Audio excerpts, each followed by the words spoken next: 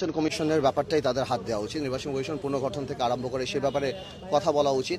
তারপর আমলাদের যেই ব্যাপারটা সেটা করা উচিত। সবচেয়ে বড় কথা, জাতিকে আমলা পুলিশ বলেন, সবাইকে ব্যবসায়ী বলেন, একটা কনফিডেন্স আনা উচিত যে তারা ভালোভাবে কাজ করতে পারবে। দুর্নীতির ব্যাপারটা অনেক ইম্পর্টেন্ট, করা উচিত।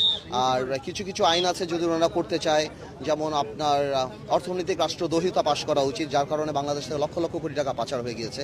তাদেরকে কিভাবে আনবে, এই মানুষগুলি যা মারা গিয়েছে, যাদের হাতের রক্ত লাগা, তাদের বিচারের কাজ কিভাবে হবে, এগুলিও খুব ইম্পর্টেন্ট।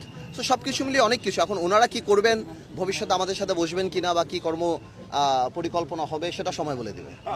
একটা বিষয়, এখন দেশ আসলে সময়টা কতদিন থাকবে আমরা বলতে পারি না, আমরা তো এটাই বলছি। আমরা দেখেছি যে অনেকের সমাজে যারা বিশ্লেষক তারা বলছেন যে এই অন্তর্বর্তীকালীন সরকারের অর্থাৎ সংবিধানের যে মেয়াদ 3 মাস অথবা 6 মাসের মধ্যে, তারা বলছেন একটু বেশি হওয়া দরকার রাষ্ট্রের সাথে। কোনো মেয়াদই নাই। মানে অর্থাৎ তারা যেটা বলছেন যে তারা বলছেন যে এটি নির্দিষ্ট একটা দীর্ঘ